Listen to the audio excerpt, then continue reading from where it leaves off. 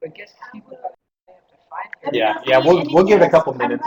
Awesome. Yeah, we'll give it a couple of minutes to see, because I suspect some people probably are having difficulties finding it. And if this is indeed our crowd, if some of you from the back want to move forward, that's fine. I was beginning to worry no one was going to sit on this whole side of the room, but.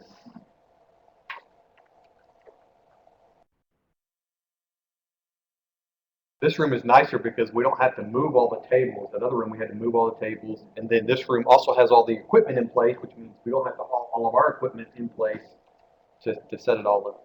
Yeah, because we're lazy, that's all. Yeah.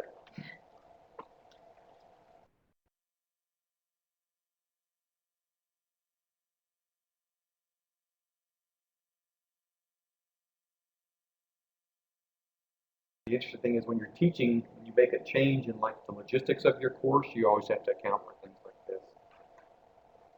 Moving to a different place or meeting at a different time or canceling a class session. Actually, they tend to be pretty good about remembering when you cancel a class session. It's the different locations that they seem to forget.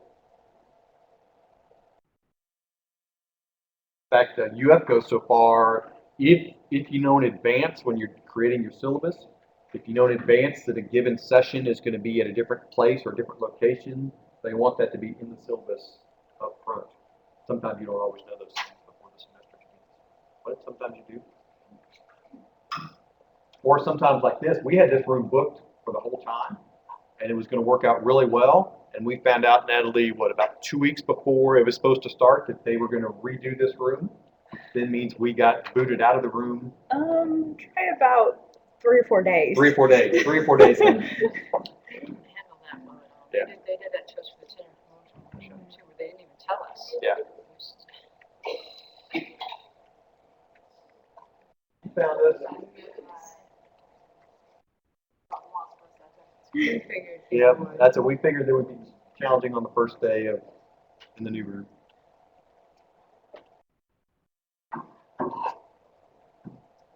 Do we have folks connected out? Yep. Yes, we do. We're getting it.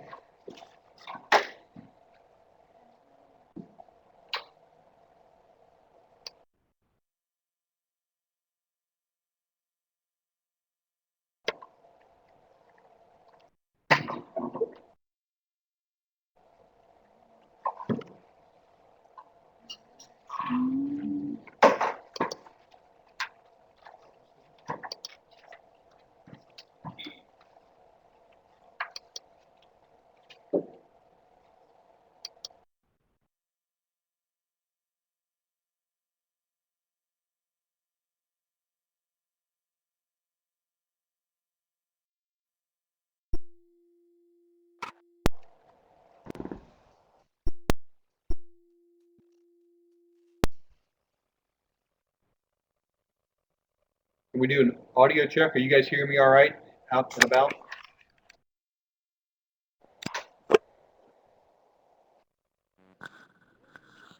Yes, I can hear you. Okay, so we're in a different room with a different microphone, so I don't have the lapel mic on, so we're just trying to use the one that's built in. So let us know, and if we need to at some point, we can shift to the lapel mic. But if this one's working, this one's working easier.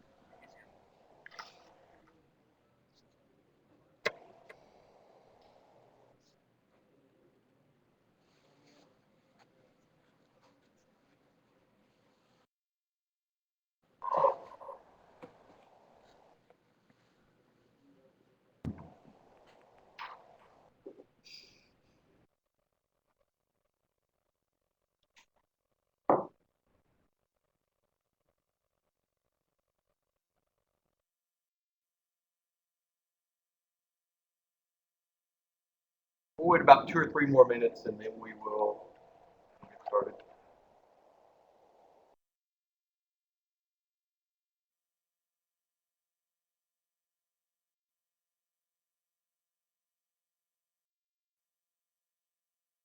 Let me know.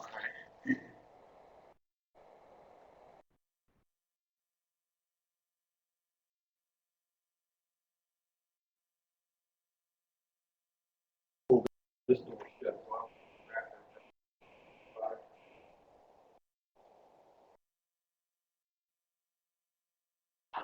He hurt himself yesterday. Pulled a muscle. Yeah, that's what happens when you're old and you try to exercise.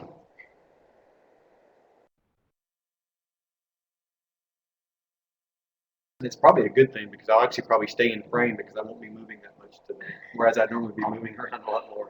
Got a good patient there. Doctor told me, he says, you know, if you were a professional athlete, you could probably do an MRI and surgery. He said, but you're not. It's ice and ibuprofen.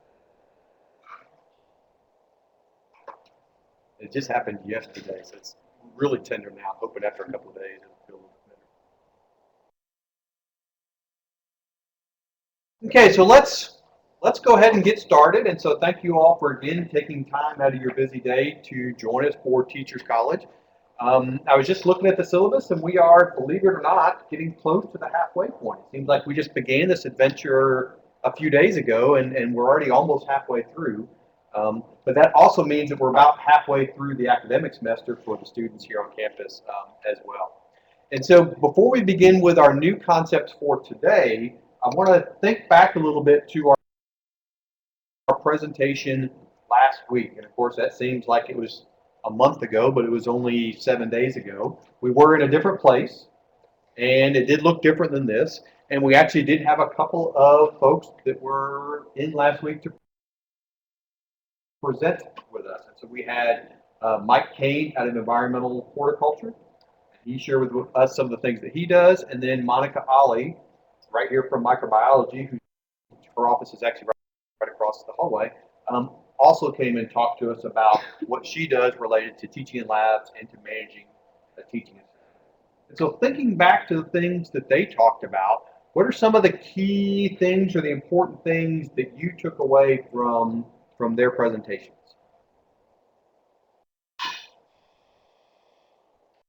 Lewis? Students are your slaves, or do you want to expand? So just that, you can incorporate the students into your. Okay, so And that's helpful. yes. So the undergraduate students can become part of your bigger program, your research program and such, and it's benefits to you as the instructor, but also benefits to the students. I think we'd probably avoid the term slaves, otherwise that has different negative connotations. But yeah, so students can be excellent, and I would propose that we probably don't take advantage of that enough, and that students don't take advantage of that enough. That's actually going to connect in with the second half of our session today. Good. What else did you guys take away from Mike and Monica's presentation? Yep.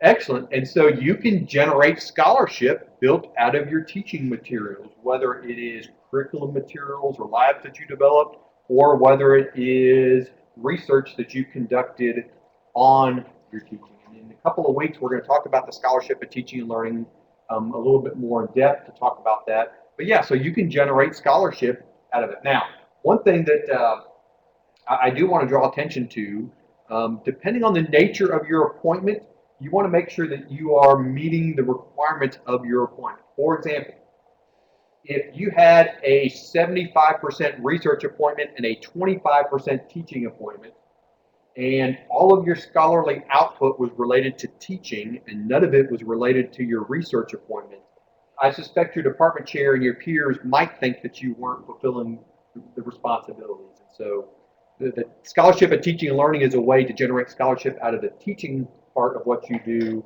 It's not to take the place of the research that you were hired to do, which is an important part. Good. So I guess in relation to that, then, obviously, to get tenure in places, a certain amount of that kind of teaching. Yeah, and so for the benefit of the folks out there, Lewis is asking about if you generate research out of your teaching, will that count towards the tenure requirements of the university? That's going to vary greatly by the type of university that you are working in. If you're at an R1 like UF and you're hired in microbiology, you better be generating research related to microbiology. If you're at a smaller, heavily teaching-focused university, then chances are that teaching-focused hubs would be of a lot of value. And it's, one way to think about it too is that generating scholarship out of your teaching doesn't have to take away from anything, because chances are you're going to be creative and innovative in the things that you're doing in your teaching. The scholarship is just a way of putting that out there in the literature for others to learn from what you do. That's an excellent question. Cheryl?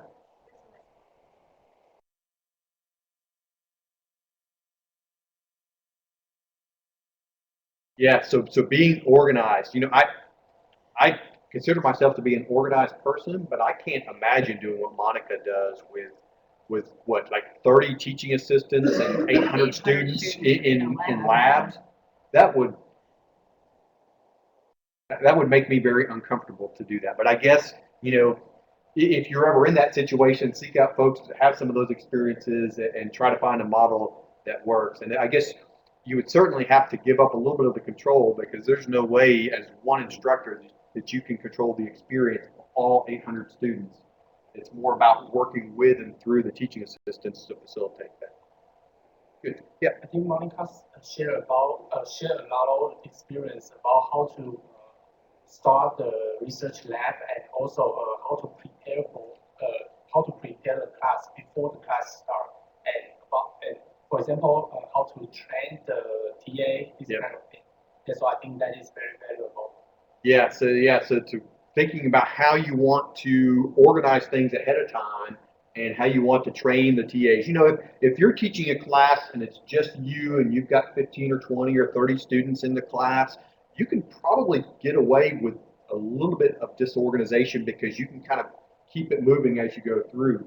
Whereas if you've got a very large system in place, it's important to be more organized and think about those things. Much like if you're teaching an online class, you often have to be much more organized and think about things and be very deliberate in the planning process, because you kind of do have to get all that in place. It's kind of hard. It's kind of like driving a speedboat versus driving a big cruise ship. A speedboat, you can zip around and make moves and adjustments really quick. That big ocean liner, once you get it moving in a direction, it's hard to make it change very quickly. And so you've got to make sure you get it going in the right direction to begin with. What about the folks out in the distance? Anything you guys can remember from last week that you think is important?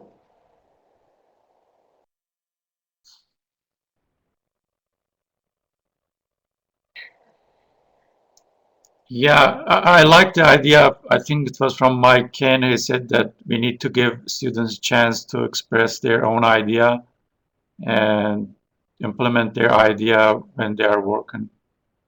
Yeah, that's an excellent point. The whole idea about providing opportunities for students to personalize the experience. And you can do that in a way that still is going to meet your parameters, but it's an opportunity for them to make it their own. And particularly if you are teaching a course that has lots of different kinds of students, they'll find that you're teaching much more relevant to themselves if they can make a piece of that course just for them. But it is important to have some parameters, so that, particularly related to the other topic we're going to talk about today, assessing learning, when it comes time to assess student performance, if you have not provided some parameters for the work that they do, it's going to be like comparing apples and oranges as opposed to comparing equal things. So good. So Mike last week offered, if you guys ever want to go by his lab and take a look at it, he was very sincere about that. And so I would encourage you guys to take him up on that. And he is, again, Mike teaches smaller labs, but there's probably, I know of no better example of someone that has integrated his research program and his teaching program into one. When you walk into his lab, it'll be very tough to say, oh, that's teaching, that's research, those are his students, those are his lab workers, because it all kind of blends into one. And I think it's a pretty good model that can work in a lot of places. Couple of logistic things. Obviously, you guys found the new room, and so you guys got an A for finding the new room. We'll have to follow up with our folks that aren't here to make sure that they remembered that where we are located. Hopefully, they're not over in Fifield Hall wondering where we are. Second is, our offer for you guys to stick around and have lunch with us still stands. There's a handful of you guys that have taken us up on that, and I'm enjoying those. And so if that fits your schedule, please think about joining us for lunch. Third is you had your first assignment due today, the teaching philosophy statement. If you have not done so, are we submitting those in Sakai or they send them to you? In Sakai. So in Sakai, there is, under the assignments thing, there's a place to submit that. If you guys will get that submitted as soon as you can, that would be great. And then what we will do is we're going to send each of you guys probably 2 of your peers' teaching philosophy statements. And your job is kind of like a peer review of a journal article, to read through it, to see what makes sense, to see what doesn't make sense, to see are there maybe some questions or things you think they might have addressed that they didn't. And so we'll ask, we'll send those out to you guys and ask you guys to get those turned around in a fairly quick amount of time.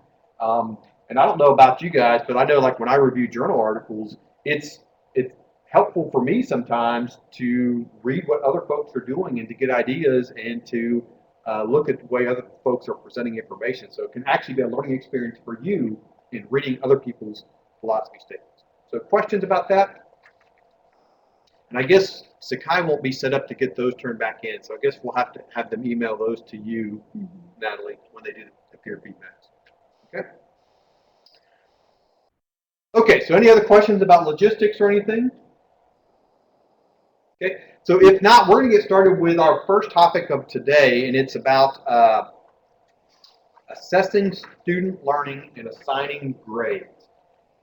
In Sakai, there's a couple of resources there. In this presentation, I'm not going to get down to the nitty-gritty of how to write test questions and those sorts of things.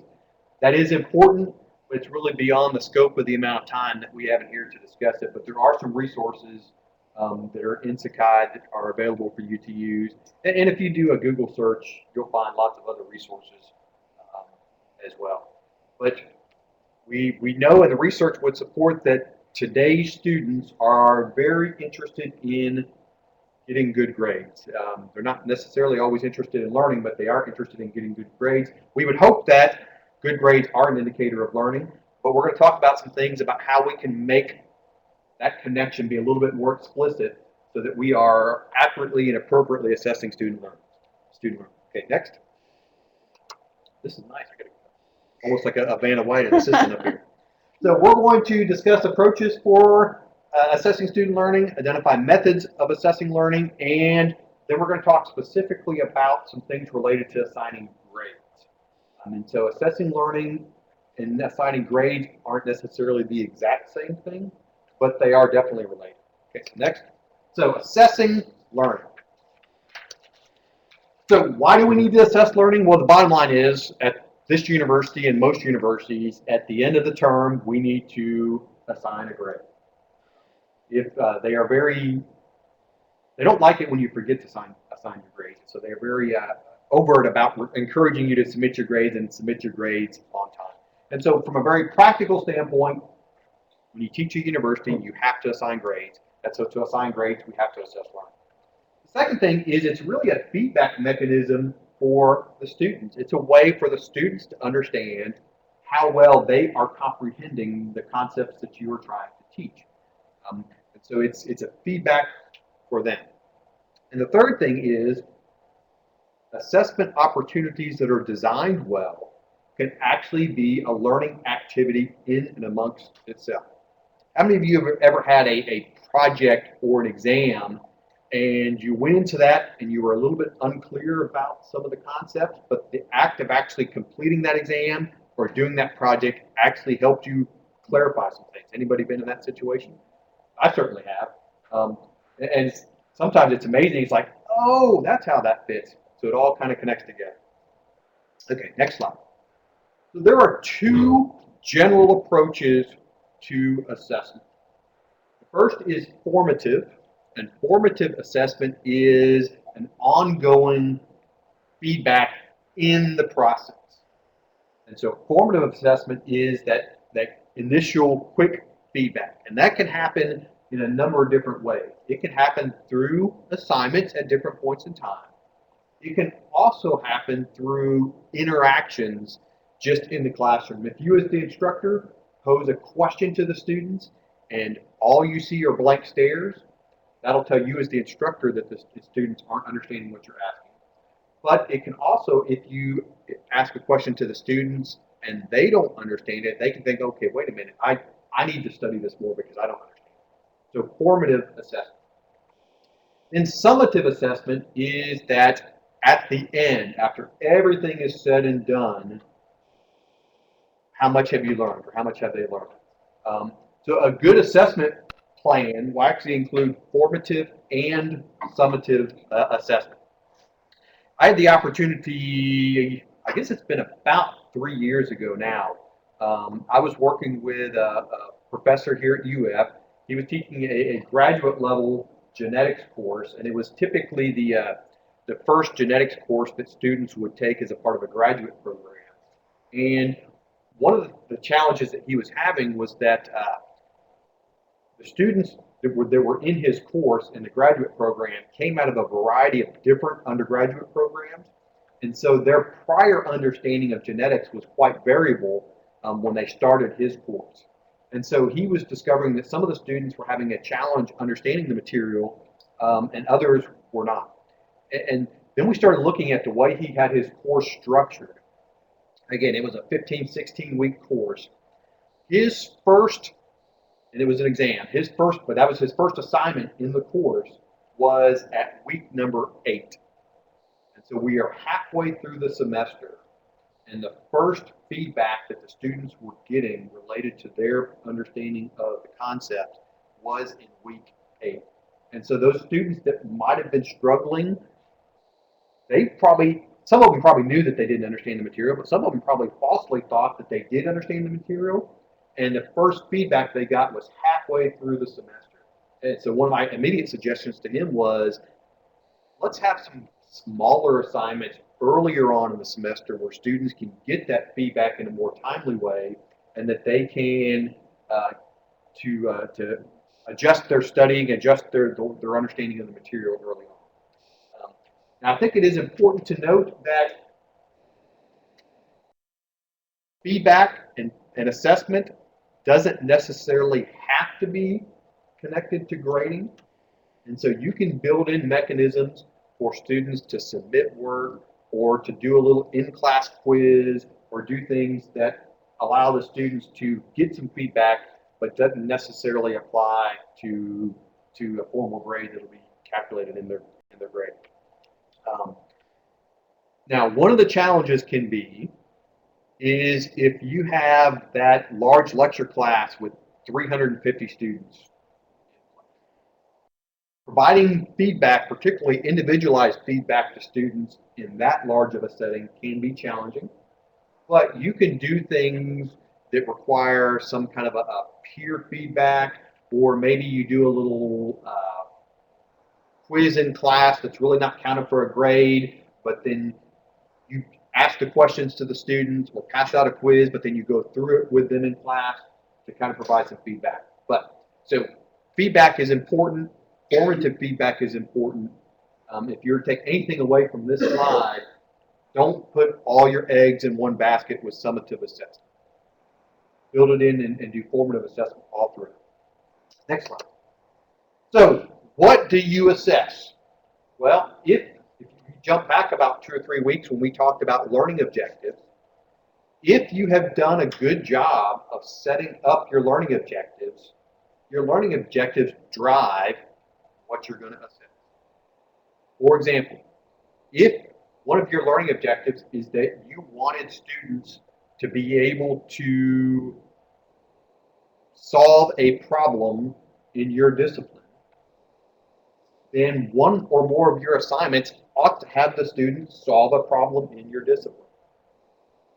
If you wanted students to be able to, I think one of the examples I used was identify insect specimens. If that was one of your objectives, then one of your assessments at some point ought to have the students assessing or identifying insects. And so again, if you've done a good job writing your objectives, you can do that. Now, there's really 2 ways that you can come at this. And Terry talked a little bit kind of about backwards design. There's 2 ways that you can come at this. You can start out writing your objectives and then figure out what your assessment's going to be. Or you can figure out what, in terms of what I want the students to know, these are the ways that I might assess learning and let that drive the objective. But anyway, there should be a direct connection between them. Now, I think I've mentioned several times that as director of the Teaching Resource Center, I get the opportunity to serve on lots of peer review committees. At the University of Florida, when someone goes up for tenure and promotion, one of the pieces of that process that goes in the packet is a peer review of the person's teaching activities if they have a teaching appointment.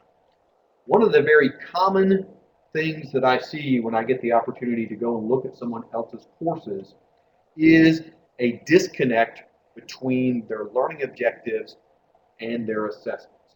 Quite often, people will have very high levels of Bloom's taxonomy in their learning objectives. So they say that they want students to analyze and solve problems and apply information, but then all of their assessment methods are really just understanding, can the students remember and recall information?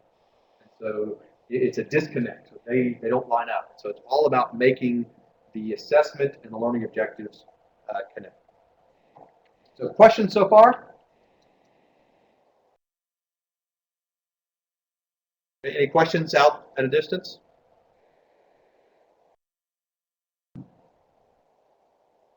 Okay, so we will move on. Yes.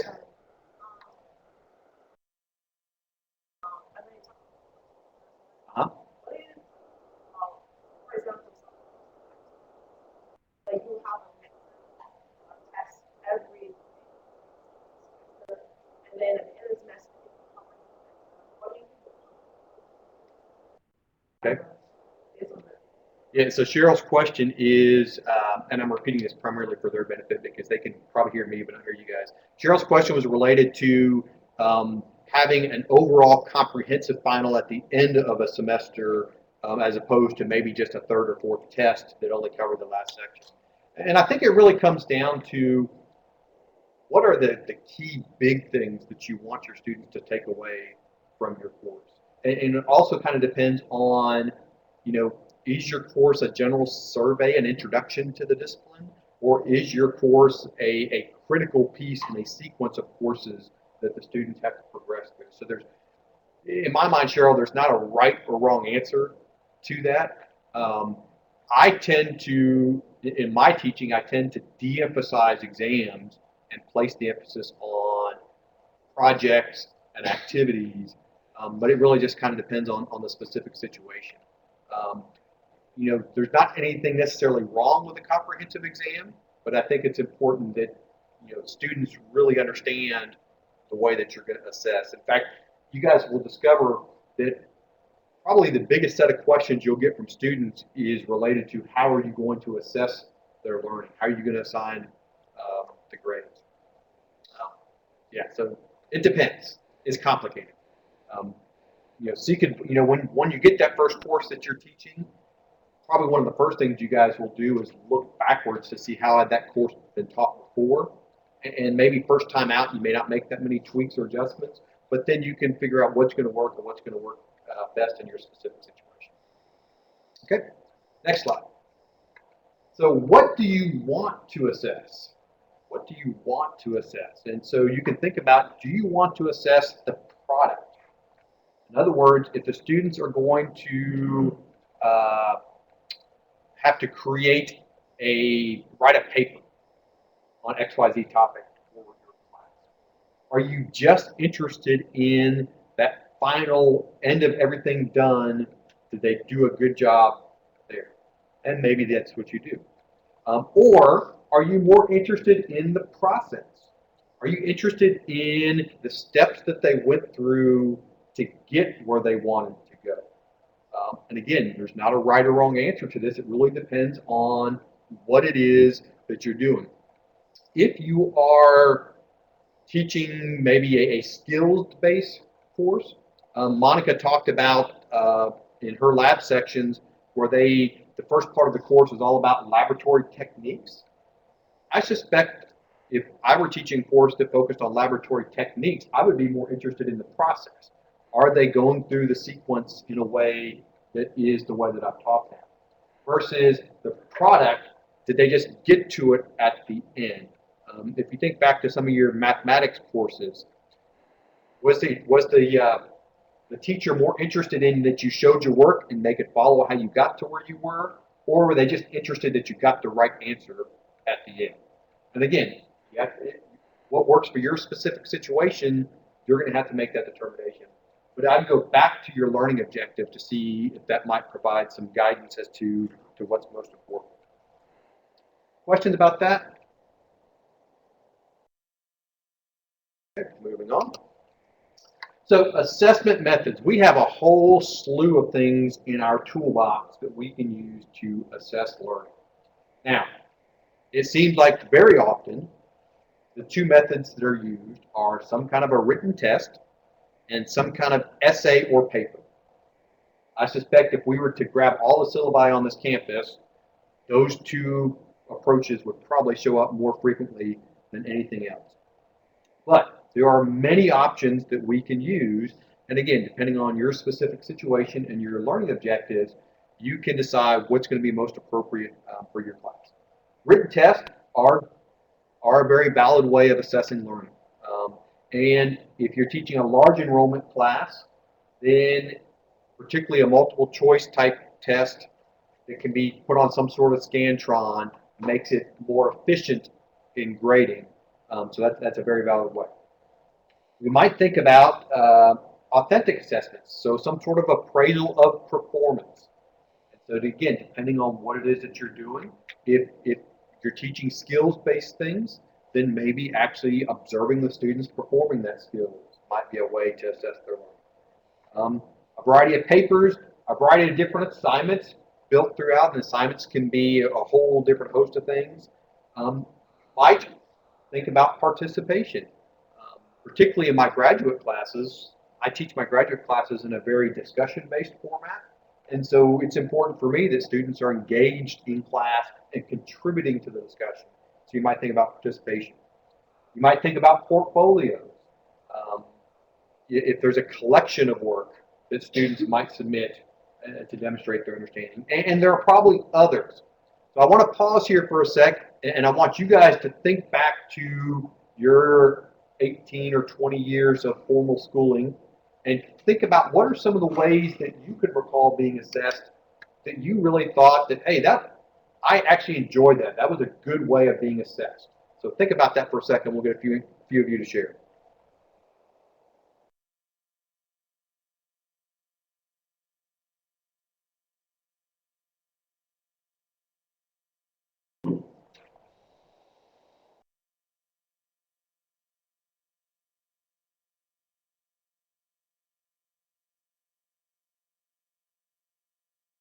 Okay, so let's hear a few examples. What are some ways that you've been assessed?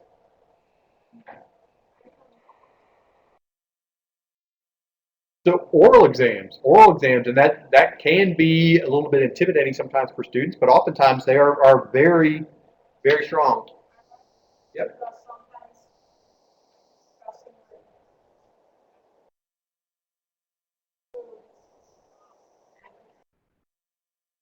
Yep. and he could ask me a lot of questions. Yes.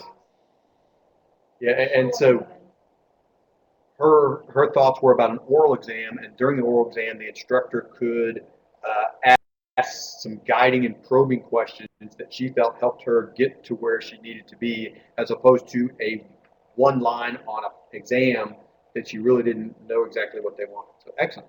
Other thoughts?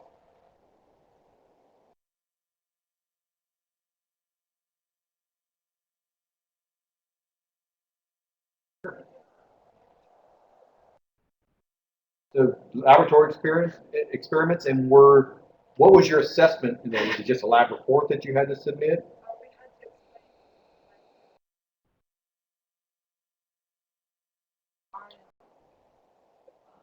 Okay, so the instructor or TA was actually there, and then you kind of walked you through, and did they actually watch you do the dissection, or just once you had it done? the final.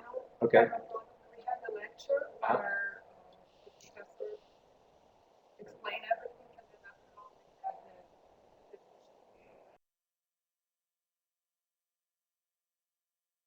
Okay. Excellent. Yeah. So it's kind of a hybrid of the oral where it wasn't just talking, but you were actually showing you had done something and were explaining. Excellent. Cheryl? Like Portfolios. it shows like, for example, it was in high school. You gotta like, so what I did is like, ask, so how do you explain the fusion to and like with probably, so like, you have water and package, and then when you add it to the water, it's like, stir it, becomes even. So that way they can actually make what you learn in school. A person that's having a written portfolio with picture and then Yep. delivering that in class. Yeah. So yeah, portfolios, and some students really enjoy portfolios.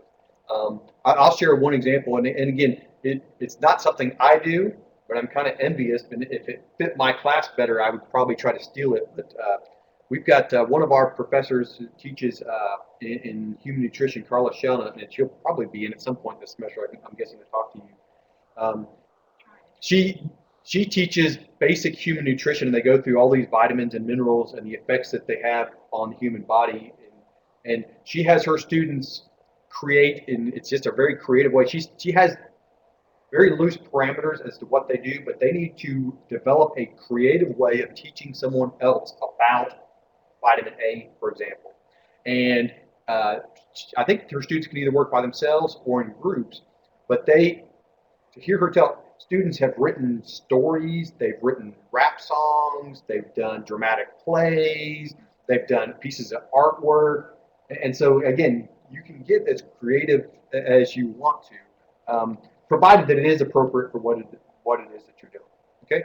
What about at a distance? You guys have any interesting ideas to share? Symposium style. Oh, symposium style. Symposium style. Yeah, and so that's another great way. In fact, I've seen a couple of folks that will. I've seen this used at the graduate level, but it could probably be replicated at the undergrad level too, where you actually set up the final presentations like a poster session at a conference, to where the students have whatever their topic was or whatever their assignment was, and it's displayed in posters, and that gives you the opportunity to invite others as well to come into your classroom to kind of see what the students are working on. Yeah, so I think that when we first think about assessing student learning, we think about, well, I need to write a test and maybe I'll have them do a paper. And again, those aren't evil. Those are very valid ways of assessing learning, but don't let that constrict how you think about assessing learning. Think about ways that you can help your students demonstrate and what they've learned. Okay, next. The important thing to remember is that assessment is a feedback mechanism for the students. Assessment equals feedback. And so your assessment of their learning is a way to provide feedback to them about their learning. Now, what we do know is that some students are much more self-regulated in their learning. Some students, if you ask them, how well do you understand the concepts that we're talking about, they can pretty accurately say, well, I understand this, this, and this. I really don't understand that. Those students can probably get by with a little bit less feedback. So that's really not the group of students that we're worried about.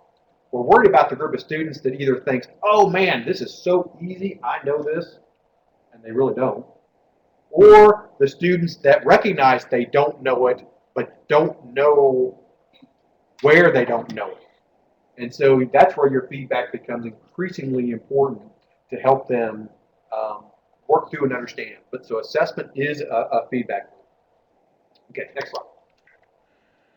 So we will, and chances you will, use some kind of test or quiz or something that is as a part of your assessment portfolio. That's, for most courses, that is an appropriate way to think.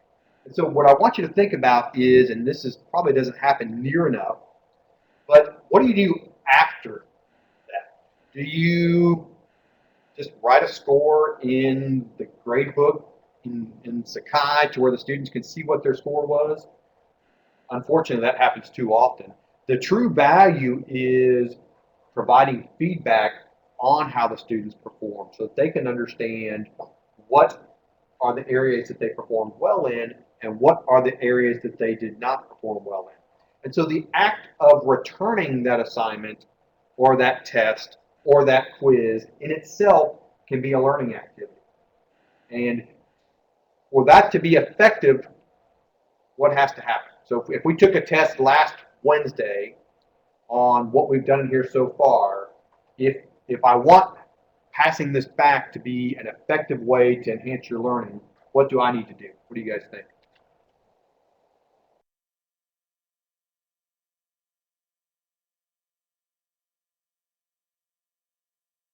So if I had given you guys a test last week and I wanted to use returning that test to you in a way that's going to enhance your learning, what are some things that I ought to consider doing?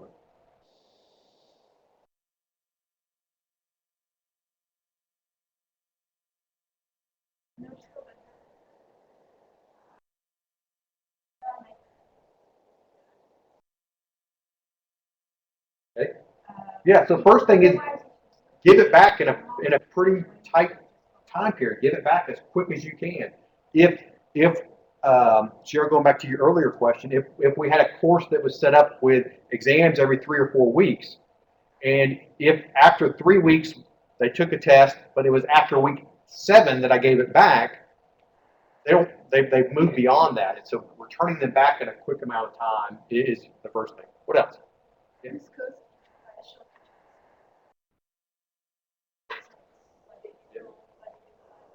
So discuss them. Discuss them. Now that presents some limitations depending on the size of your class. If it's a smaller class, you might be able to provide some notes on the quiz itself or the assignment for students to give feedback. If you've got 300 students, that's going to be challenging to do unless you have a whole army of teaching assistants helping you. But what you can do in that case is, if you get a class of 300 students, you can look through and say, okay, what are the 6 or 8 questions that it seems like many people missed? Okay, let's go back and let's talk about those to figure out what it is. And I'll let you guys in on a secret too. If you give an assignment or a test, if a significant number of students do poorly on that, you ought not to be looking out at them to see what the problem is. You ought to be looking in the mirror because it's probably you. Either you didn't do a good job teaching it, or the test question was written in a bad way, so students didn't understand what you were doing. Okay? Yeah, so return them earlier. Get them returned to the students as quick as you possibly can. Devote some class time. And so as you're building your syllabus, if you've got an examination on this week, give yourself a reasonable amount of time to get that turned around. Don't think you're going to have them done the next day. But a couple days later, return those to the students and spend some class time talking about those specific things that students didn't understand to help them improve them. And you can even, and I've seen folks where they will, either for extra credit or for some partial points, allow students to go back and correct things that they had gotten wrong to fix what they did. Okay? So most universities give us, as professors, most universities give us a lot of flexibility in how we choose to assess student learning. And so don't feel compelled to place barriers around what you think you can do, because you could probably do a lot of things that you didn't realize that you can do. So you've got some flexibility in what you do. Questions about that? Mm-hmm.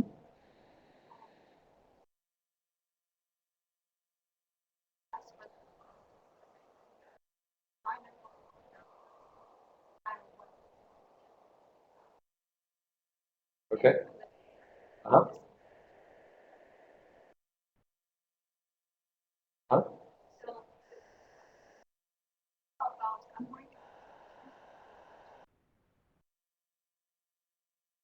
Okay, so it's kind of some peer review of each other. Yes. Okay.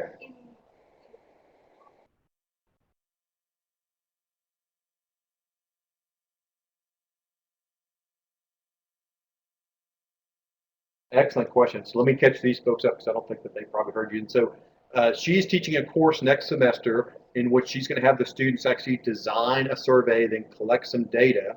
And she's asking about one of the things that she wants to do is have the students critique each other, look at each other, and provide some feedback. And her question is, how can that factor into grading?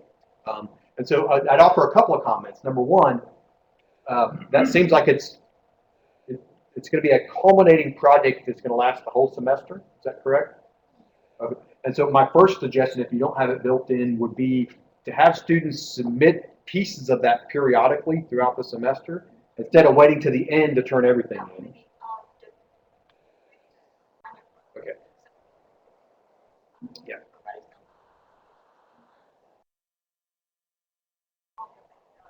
Yeah.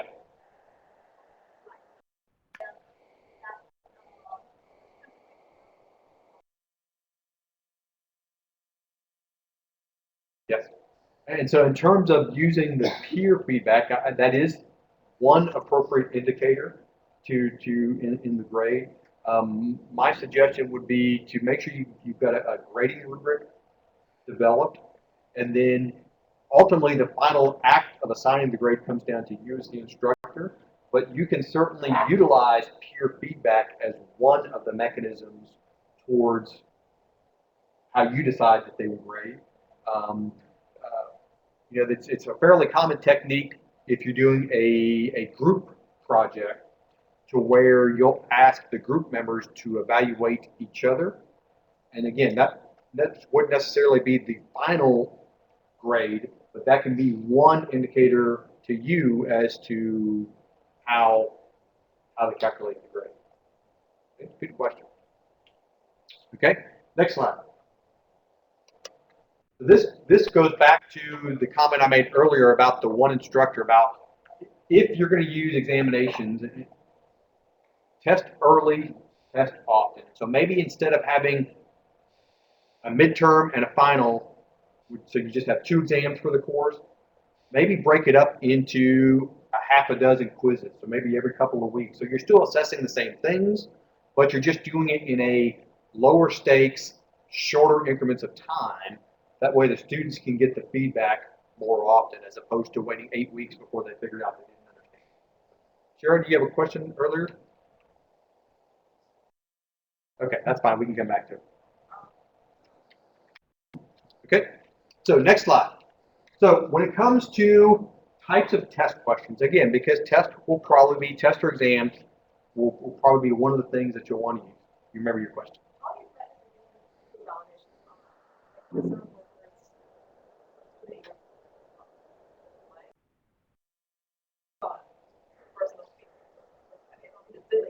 Right. Some students do fight because they feel that the person not being fair, but Yeah. So yeah, Cheryl's question is related to if you're going to use some kind of peer assessment, how much do you worry about like personal, do I like this person or not like this person, factor into how the students do.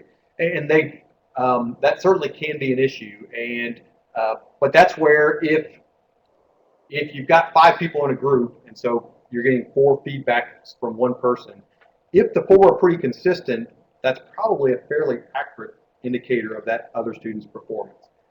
If you get 3 that say, oh, this person was excellent, and 1 that says this person did horrible, that's probably an indicator there might be something going on. Now, if you're going to use that approach, I think it's important that you as the instructor are keeping in touch with what is happening in the groups.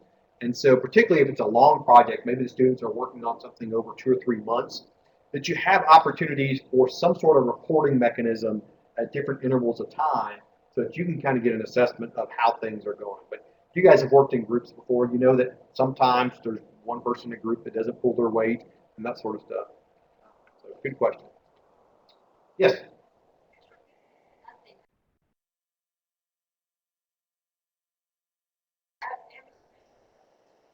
Uh-huh.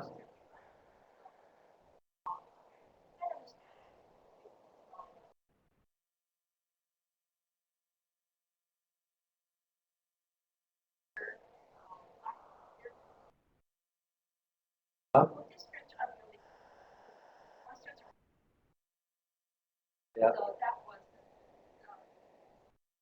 reasonable by FAU. Yes. So I some of my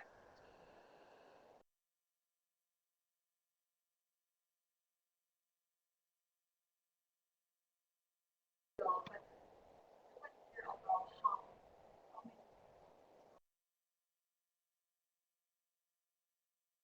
Yeah. such Yeah. and then you have year I mean, that you raised a valid point. Her point was related to when students assess the instructor's teaching performance. Sometimes you can have one or two students that might just mark you very low, and it could be for a variety of reasons. And it's, when you have a class of a smaller size class, one or two students like that can really sway the average of those, and that's exactly right. Now, one of the things that at least the University of Florida, at least in the College of Ag and Life Sciences, that we really try to do is the teaching section of your portfolio is more than just the course evaluations. I think the course evaluations are one indicator of teaching performance, but that's where we try to do other things in there. Now, other universities, it's the teaching evaluations might be one of the only indicators that goes into there. And so, student evaluations of teaching are not necessarily the perfect way of assessing teaching performance, but they are a way of looking at teaching performance. And so, yeah, that's a tough situation. I taught a class 3 or 4 years ago. It was a very small enrollment class. I think I had 9 students that were in there, and I had one student that he and I had never really hit it off on a personal level. And so, well, I can't say for sure that it was this one student, but I'm assuming it was this one student that marked me very low on the evaluations. And it drug the whole me down. Now, the other thing, though, is that hopefully you've got a track record of teaching over several years, and you can see a pattern in things over several years. And if there's one anomaly, then you can say, okay, well, there was something different that semester. I wonder what happened. Versus if there's a recurring pattern of things, then it's a different story. So that's an excellent point. Okay, so types of test questions. As you construct your test, there are many different ways that you can write test questions. Now, the ones that seem to get used very frequently are multiple choice tests. Multiple choice questions are used frequently because they are incredibly easy to grade. They are very challenging to write, at least to write well, but they're very easy to grade. They are there. But you might consider about problems, developing problems where the students have to work something out, short answer questions, completion, essay questions, true false questions, again, multiple choice and matching. So lots of different ways that you can choose to write questions. Now, we're not going to go into how to write all these. There are some resources in Sakai and online that you can go to look at those. But I will say multiple choice questions get a bad reputation. And I think it's probably partially true, but they get the bad reputation because there are a lot of very poorly written examinations given every year. Well-written multiple choice tests can assess a lot of different types of learning and can really assess some higher levels types of learning if they're written well. But the challenge is writing them well. If you're going to give an examination on Friday, starting to write your exam on Tuesday is probably not giving yourself enough time to really do a good job of writing those test questions. And so to do those types of tests well, it takes quite a bit of advanced preparation. Uh-huh. So like I know some professors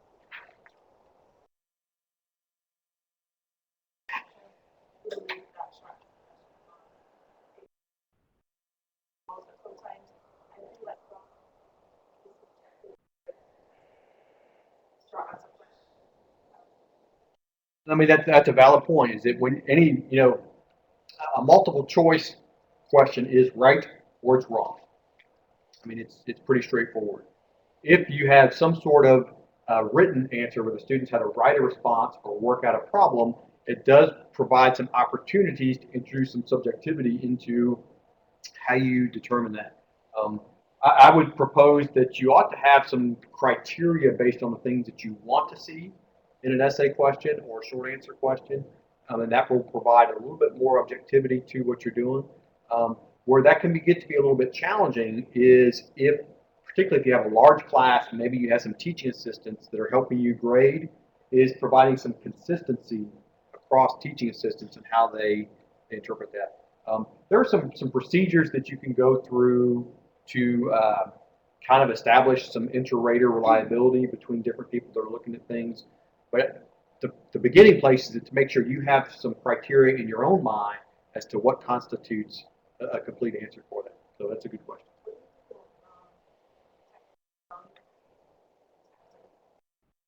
Yeah. So Cheryl's question is about test banks. And if you teach kind of an introductory type of a course, it's very likely that there might be, related to a textbook, a whole set of test questions that come with that. Sometimes those are written pretty well. Sometimes they're not. It would certainly, if you're teaching a new course and you've adopted a textbook and it comes with all these materials, I would certainly encourage you to at least begin there to look and see what's there, and then make a judgment as to if those are appropriate materials or not, and adapt them as necessary. The other thing that gets to be a little bit challenging is some of you might find yourselves in a situation to where you are one of the instructors of 3 or 4 that are all teaching the same course. And if you find yourself in that situation, it does make sense to have some kind of consistency across the courses. And so that might involve some shared assessments, those sorts of things.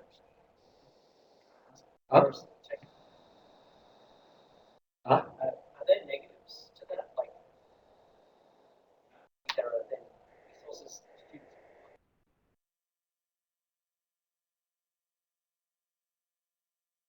Yeah, so Lewis's question related to if you're using a textbook that has all those extra resources, test bank questions and that sort of stuff, are there negatives to that?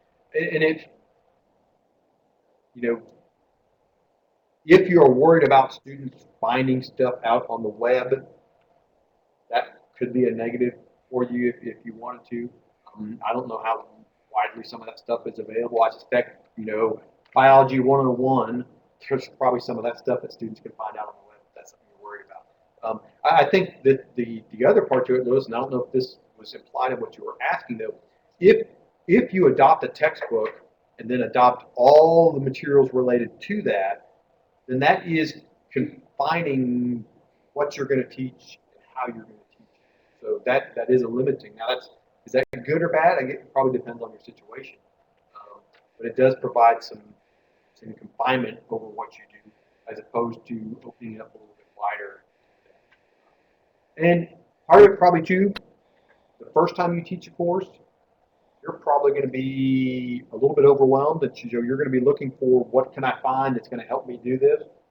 Second time you'll make some tweaks. Third time you'll make some more tweaks. Fourth time you'll make some more tweaks, and before long it'll be your own course that will not necessarily look like what it first started. Yeah. What about the kind of using the soft figure and then ask the result and discuss logic? Not one answer. One is the result is different way. Any way. Can you restate that for me? I mean, for instance, you assign the paper or you discuss the paper. Yep. So you pick the one figure. Okay. And then discuss. But as a logic base, everyone try to discuss the result is different. So you're asking how would you assess that? Exactly. Yeah. I mean, there's no certain answer, yes or no. Okay. And so his question is, if you were to assign a problem or issue and ask the students to analyze or assess the quality, how would you then evaluate if the students appropriately did that? And so I think, first off, you need to clarify what are the things that you want to assess. Do you want to know, if did the students look, say if you taught it that hey, if you're looking at this issue, there are 3 criteria that are critical.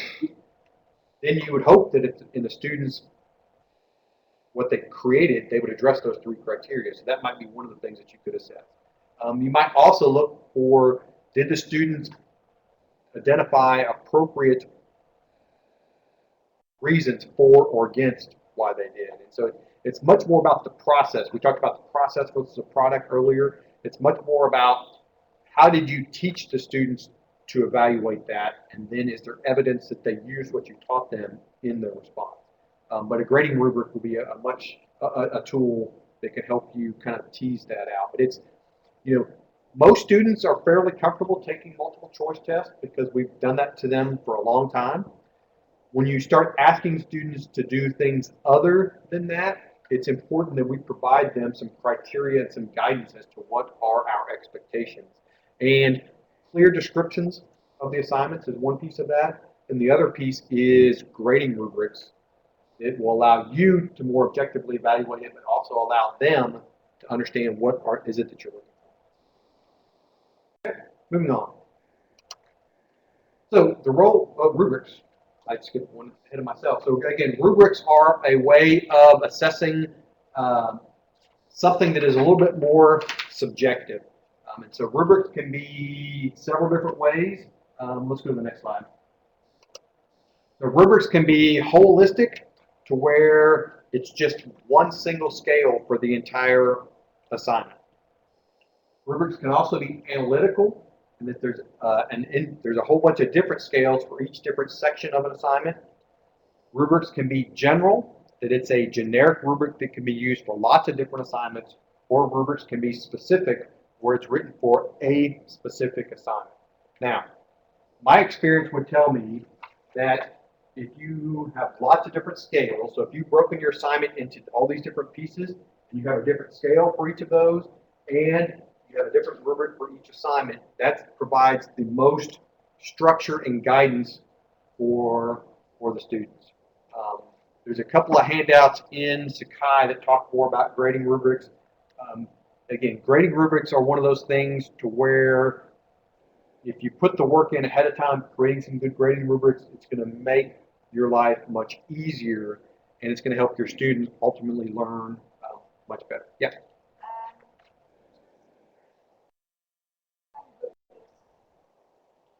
So a rubric is it is kind of an evaluation sheet, to where probably like when you submit an article, a journal article for review, the reviewers use some sort of evaluation sheet to determine how well you met the criteria for being published in that journal. That would be an example of a rubric. It's a set of criteria and a set of scales related to whatever the assignment is. Does that help? Okay. Other questions? Okay, good. Okay, moving on. So now we're going to talk specifically about assigning grades. So up to now we've been talking about assessing learning and been talking about how to provide feedback to students.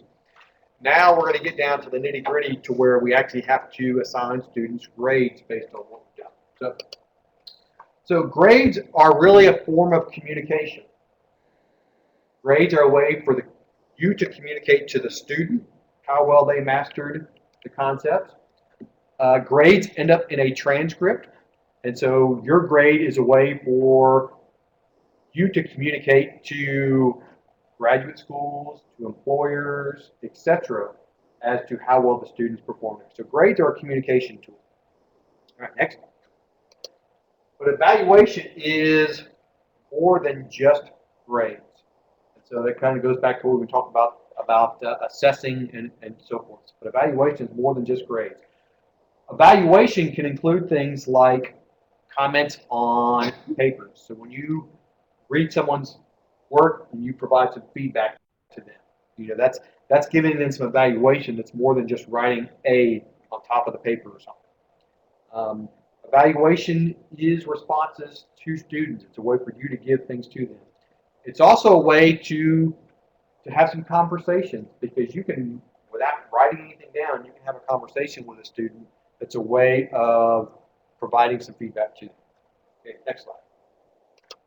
So we talked about grades are used by a lot of places.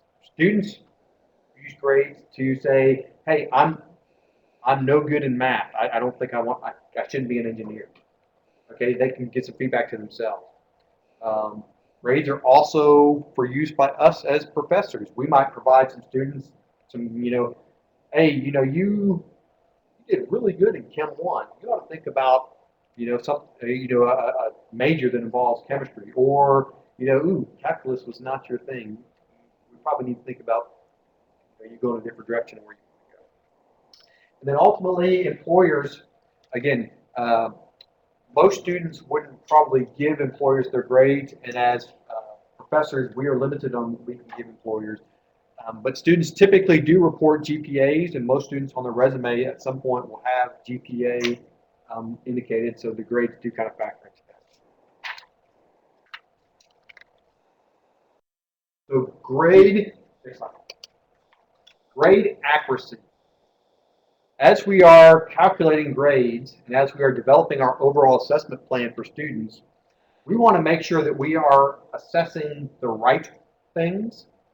In other words, the grade that the student earns in your course ought to be an indicator of their mastery of the concepts related to your course. So are you assessing the right things? And that would be validity. Are you assessing the right things? The second piece of that is reliability. If the student were to take your course again and do the exact same things again, would that student earn the same grade again? So you want some reliability. Next slide.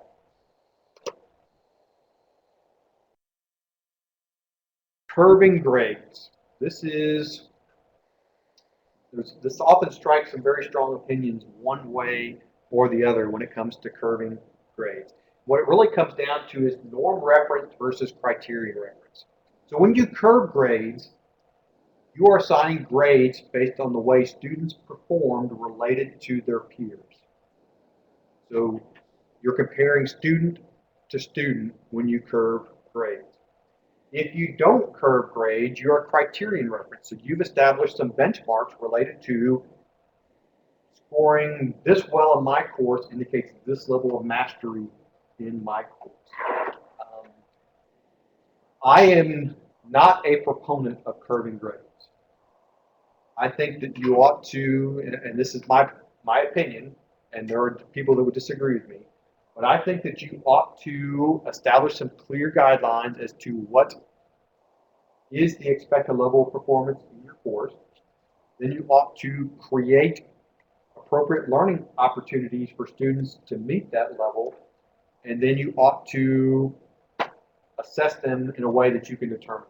Now, that being said, if you have delivered your course and you discover that 70% of your students did very poorly in your class, that ought to be an indicator to you, either A, I had unrealistic expectations for my students, or B, I did a very poor job of teaching the students, or C, that maybe I've got students in my course that don't have the necessary knowledge to be where they are. I would propose that most of the time those things don't happen. So if you discover that a significant number of your students are doing poorly in your course, it's probably an indicator of you as opposed to an indicator of them. But that's my philosophy. Thoughts or opinions about curving? It is fairly common. Used to happen a lot more. Well, and so what often happens, and it often happens built around examinations, is an instructor will give an examination, and then the scores on that examination will be lower than he or she had thought they ought to be. And so they will then basically shift the whole curve up X number of points to get the mean score where they think that the mean score should have been. In reality, the examination is probably not an appropriate measure of what the students learned.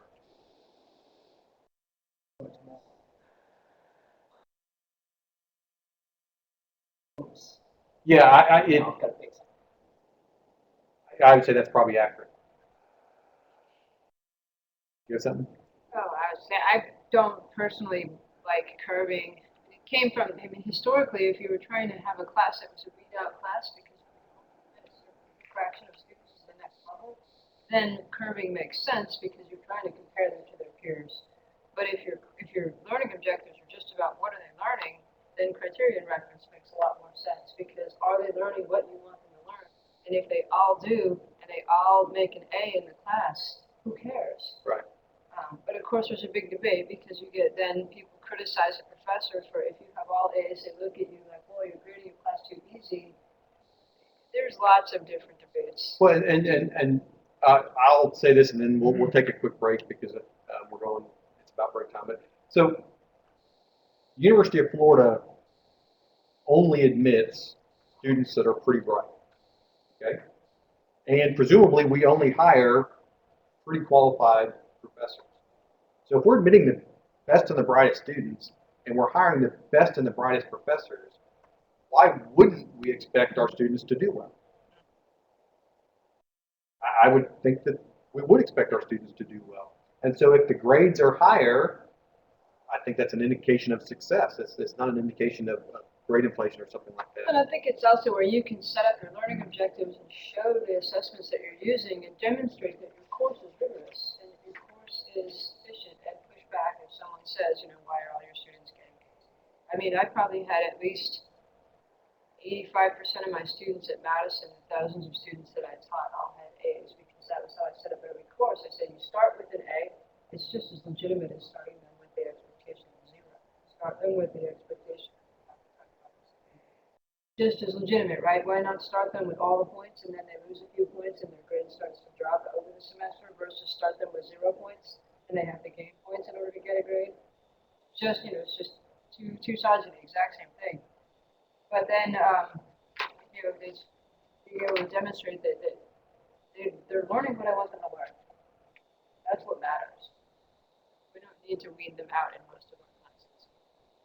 Now, that being said, particularly someone hired as an untenured faculty member, assistant professor, each department, each program kind of has its culture, and you can make some waves, but you probably don't want to go into there and try to turn everything upside down. Wait until you're tenured before you try to turn everything upside down.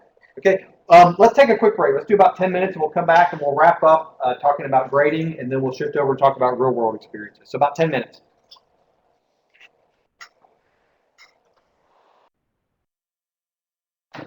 Are you making me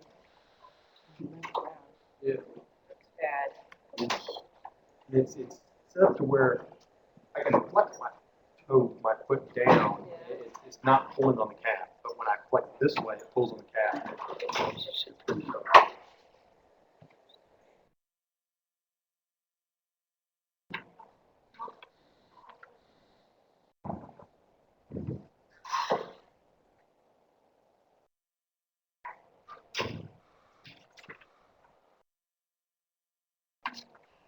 She did it after this 2 weeks of not sleeping. And then last night I actually slept. Why should I be telling you now?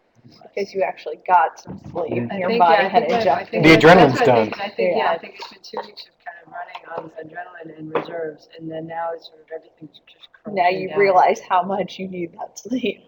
Yeah, and it wasn't and still wasn't quite enough last night. Yeah. It's the truth though. You can sleep deprive yourself, but then you can't just sleep 15 hours and make it all up. There's no such thing as making up that lost sleep. It's just sort of getting back on a regular track. Yeah. But I didn't still like 7 hours. Not near enough. Well, 7 is normally fine for me, but I think 8 for a little while now. You brought it up.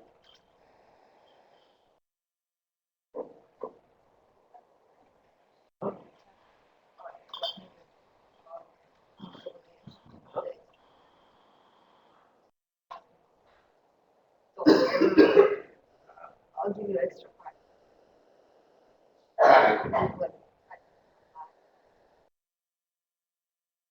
Just this. It's okay. Well, and it's, yeah, and so we're actually facing that now. Just recently, kids that took online. Students used to have paper class. So pretty much if the students were in class, pass that out. Running into now that we ship it to students just get emails now that the response rate is way down. So what had been 75 or 80%, we're down at like 5% online. So we're actually more using it now to encourage students. So some folks are using some extra credit. They like the system is not set up to where we can tell which student responded. But we can say if 75% of the class participates, everyone will get 5 points. That is that. Yeah. Is it? Yeah, I think you've got. People like, they say, oh, I'll get 5 extra points and I'll. I don't know that there's necessarily a correlation between extra points outside the student. I think that the students, for the most part, the students will, they take time to fill it out, start getting reasonable. They're going to evaluate you based on what they do. But I don't.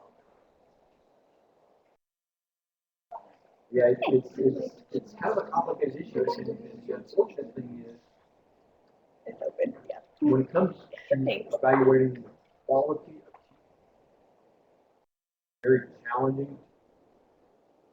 One of the things to interpret are the student evaluations that come up as meaningful. And so oftentimes student evaluations probably have too much emphasis on them because they're easy to do.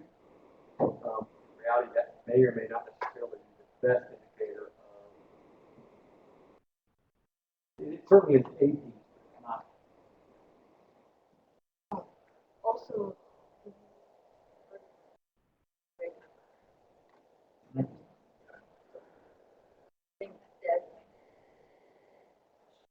That does help. The challenge is that the instructors that teach the larger introductory things often have that done.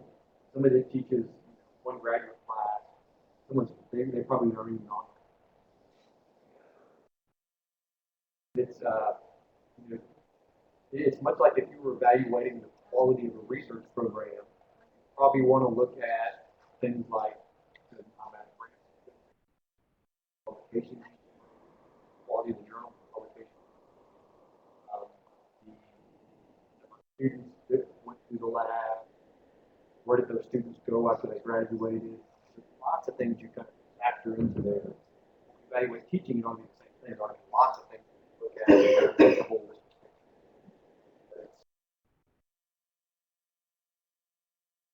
All right.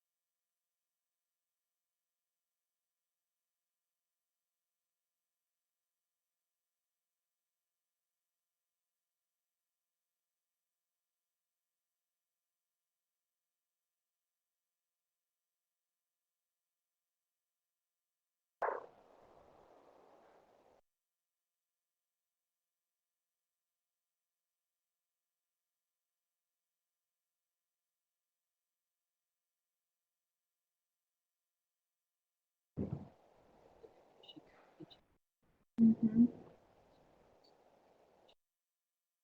Monica. I need it to stay up. Otherwise, I'd be doing this. yeah.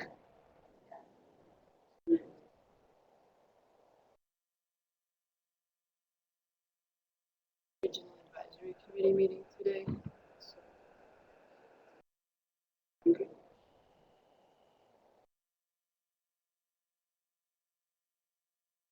What is it? Not only the issues and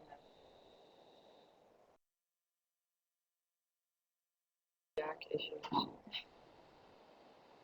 Yeah, I saw Jack's, I guess there are no secrets.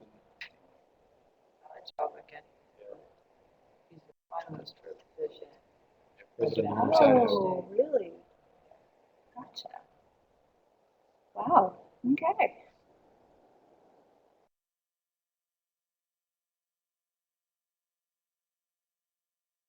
Always adds interesting dynamics. But I will. it, How long has he been here now? five This is years, his 4 years, 5 years. Okay. Yeah. So But yeah, I knew it's- he was here before I came. It seems like 4 to 5 years is about all that someone typically spends in a position like that. Yeah. Well, he's when I hear so Renee doesn't. They both prefer. Say, where are they originally really from? because he likes the size and scope of Yeah. IFAS and all that stuff, but I think But would Idaho be a similar size? Idaho. Well, he'd be the Idaho's- university president though. Oh, gotcha. He'd be the Okay. president. So actually, probably the University of Idaho is I similar would say scope to similar IFAS. size Yeah, to so the IFAS. whole university is very similar in Yeah. size to IFAS, but it's just that it's in the west, and Can't say that I blame him. that, I mean, that's the only reason that he was willing to be involved. It wasn't that he was. Yeah. Actively, it was more that I say, did they contacted him? yeah, it's Real really fast. yeah, I think it. Yeah, I think when you get to that level, it's almost like they have the consulting headhunting Yep. firms that, Yeah. They Well, keep I mean, a lookout. I get contacted 2 or 3 times a month with different positions, and most of them are just sort of generic. It's search firms that are doing what the pages do, which is Yeah. to go just canvas yeah, and try. Yeah. And since I stand out by being a female in culture, In agriculture, agriculture. Yeah. and so they all come after me because I'm doing the university searches. And then there's a few where I'm actually personally nominated by somebody, and that's different. Then they come after you in a different way. Yeah. But mostly it's just sort of this sort of constant, once you reach that administrative level, because I don't remember, I never got that as a faculty member. People were really constantly contacting me about faculty positions. But as soon as I'm an administrator, all of a sudden it's like this huge company. I guess because there's just fewer positions, fewer people. I remember sitting down with like the search firm when we were looking for our community college president, and I was on the board, and Yeah. it's Well, an and I was interesting just conversation. part of the Food Systems Leadership Institute. We did a session with the search firm and learned a lot more about how things work with search firms. And so I have to try to do my best to play nice with them because they can really sink you if you're ever Oh, too yeah. bad. right. So you can get blackballed on their bad list. So actually now I get all these things. They're contacting me and I'm trying to figure out, well, who can I tell them to nominate, or who can I nominate, or what can I tell them about the position that I'm not interested myself, but I don't want them to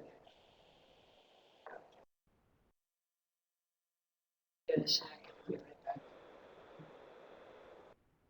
Yeah, if you would.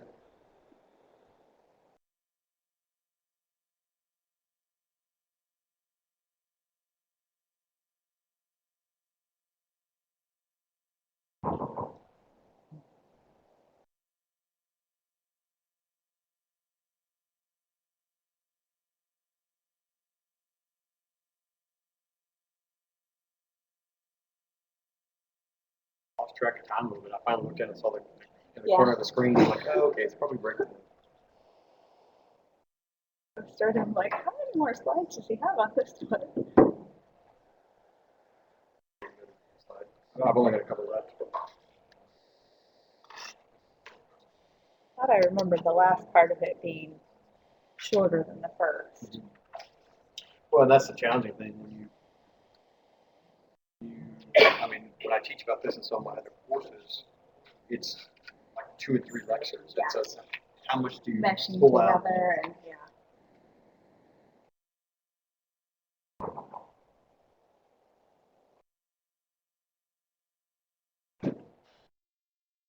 Got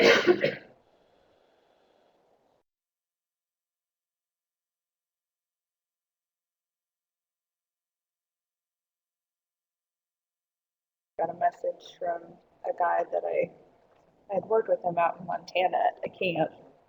He's from right around my hometown. His daughter and son-in-law are from Gainesville area. They've since moved away, but they do like projects and stuff in Florida. He just sent me a message. If you need anything from home, I'll be coming down January 1st. Cool. So pack stuff up over Christmas. Yeah. Yes. Okay, so let's reconvene. And I've got a couple more slides I want to share with you about grading, and then we'll shift gears and talk about real-world experiences. Given our time constraints, or given that I talked longer than I thought I was going to talk, our discussion on the real-world experiences is going to be fairly brief, and I'll just highlight a couple of things, but at least get you thinking about some things. But before we get there, let's continue our discussion on grades. So first off, you should have a grading plan, and you should think about that before you actually begin teaching your course. And it should be outlined in the syllabus. In fact, most universities will actually require that you have some very explicit guidelines related to your grading procedures in the syllabus. And what you'll figure out pretty quick is if you're getting lots of questions from the students, then you probably don't have it explained quite well enough in the syllabus. And so make sure you've done that very well. Your grading procedures ought to be consistent with the university, and some universities will be a little bit more specific about what they expect. Some universities will let you go wide open. Here at this university, we're pretty well wide open. Pretty much the only requirement we have is that if we give a comprehensive final, it has to occur during the scheduled final date. University of Florida will have regular class scheduled, and then each course has a time slot in finals week for their final. So if we give a comprehensive final, it's supposed to occur in that spot. And your grading ought to be communicated to the students. It should not be a secret as to how you're going to assess their learning and how they're going to be graded. It ought to be explicitly communicated to the students. Okay, next slide. So some things that you ought to consider when you are developing your grading system. Which assignments are going to allow you to figure out, did they learn this or not? Again, that connects back to the learning objectives. Did they learn it or not? If you have some kind of an assessment or activity built into your course and you can't connect it to a learning objective, it's probably not relevant to what you're doing. The other thing you want to consider is what portion of the final grade will each assignment contribute. And that you've got some latitude in there to choose how that you do things. There's no magic bullet to figure out how all that should be done. What flexibility will you have in the grading scale? Some universities will have a very defined grading scale where 90% to 100% is an A and 80% to 89% is a B. Some universities will give you a lot of flexibility. Here, we have a lot of flexibility in how we assign the percentages to each letter grade. And so just those are things that you need to ask and consider as you're developing your grading system. Next. So grading suggestions. So if I were to give you guys as novice instructors some things to think about and some suggestions as you develop your grading system is number one, do frequent assignments throughout the semester. Don't just base your whole grading system on a couple of big high-stakes exams. Number two, make sure that you build in opportunities to give quick feedback to students. Now, some things you might want to consider as you're planning out your semester is if you realize, hey, the first week of October, I'm going to a conference. If I give an exam the last day of September, it might be 2 weeks before I can get feedback. That I wouldn't consider 2 weeks to be quick. And so you might want to consider things outside of your teaching too that might impact how quick you can give feedback. Make your grading as objective as possible, and that would include the use of rubrics and other systems to make it to where it's very, very thick. When a student might ask you, how come you gave me a B? And my response would be, well, I didn't give you a B. You earned a B based on the criteria that are outlined in here. So you want to be as explicit as you can. And again, I recommend do not curving grade. Obviously, you can make that determination yourself, but I would say do not curve grades. Okay, so next slide. So to kind of recap what we talked about so far today, we talked about approaches to assessing learning. We talked about some specific methods for assessing learning. And then we talked about how do we take that assessment and actually develop that into grades.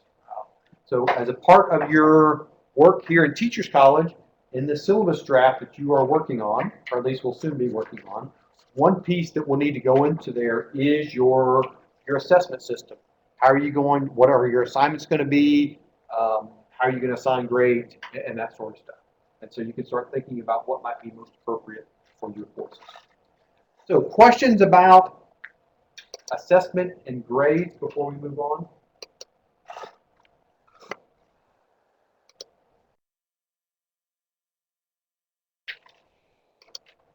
Okay. So as you are thinking about these things, again, there are resources in Sakai that you can use. Be real world experience. There are some things in Sakai you can use. And there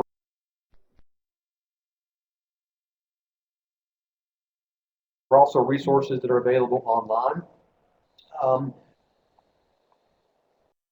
We're going to almost totally shift gears, and sometimes, when I develop a course, I often like to try to link things together, but sometimes the logistics based on the number of times that we meet don't always allow for that. And so in a perfect world, these two topics really don't fit together. But when we're developing a syllabus, we have X number of days to meet. Sometimes you have to make decisions about what goes where. And so this was the spot that this one got to fit. But talking about providing real world experiences for your students. And again, I let time get away from me, so I'm going to have to go through this a little bit quicker than I would normally like.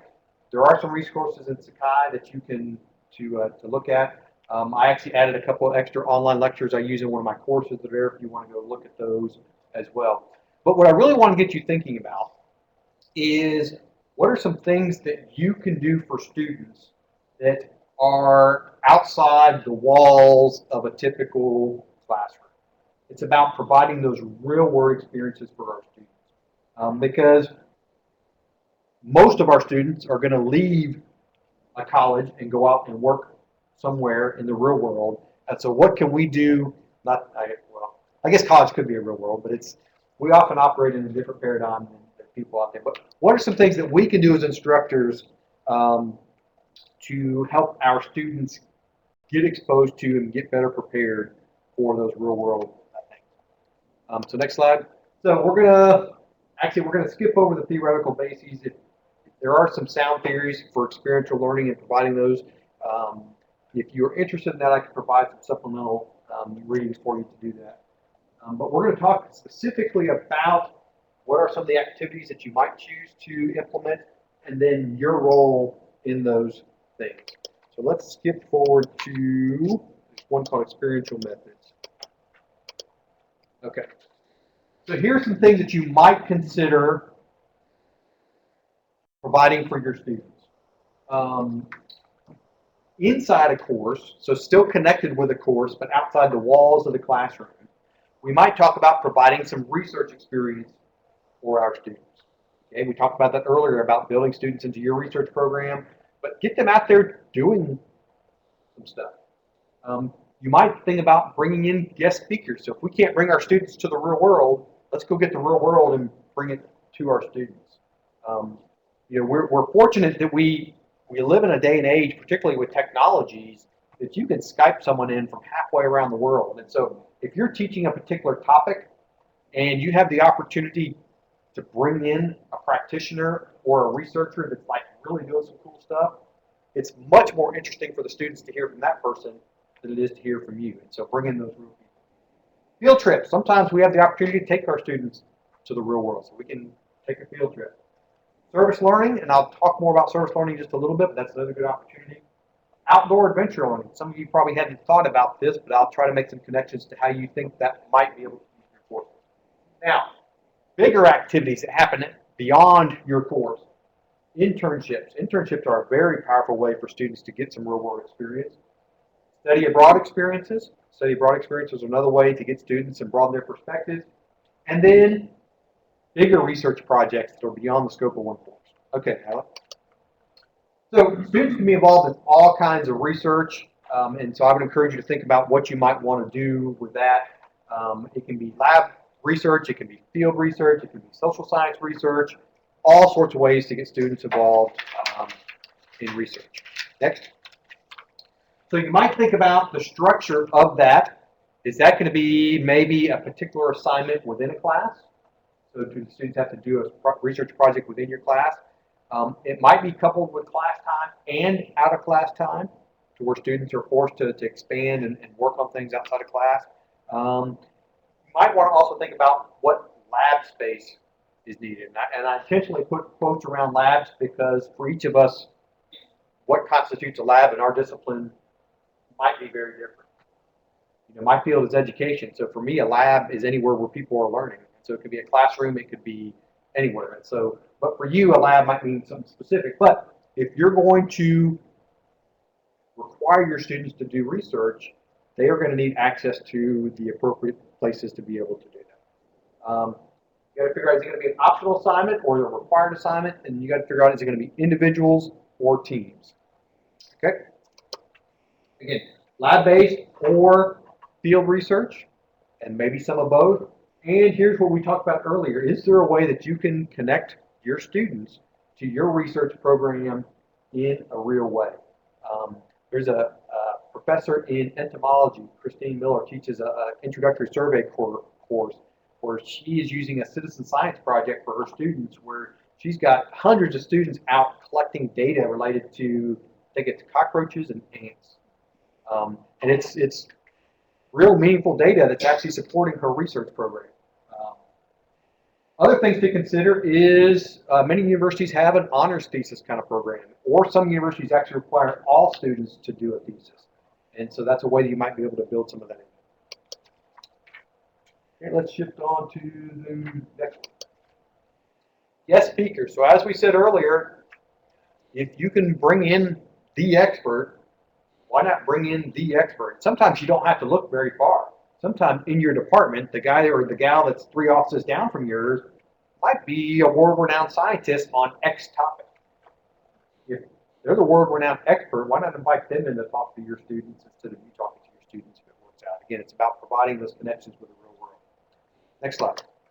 So some things to do related to guest speakers, and we'll talk about field trips in a minute, but in some ways, field trips and guest speakers aren't that different, other than the fact that in one situation, you're taking the students there, in the other situation, you're taking the expert here. But you want to think about some things before the guest speaker comes in, and you also want to think about some things that happen after the guest speaker. So you want to make sure that the students are prepared for whatever that person is going to be talking about, and you want to make sure that the person that's coming in knows exactly what you hope that, to talk about. During the presentation, your job is to be the facilitator and to maybe ask some probing questions or get that person to expand on their things. And then after the speaker, you're going to want to debrief with your students to help them recognize what are the key important parts of whatever that person said. Okay, next slide. We're going to shift over this one to field trips. Again, so guest speaker, we bring the expert here. Field trip, we take our students out there. And so if, let me think of a good example. If I was teaching a class that had to do with food processing,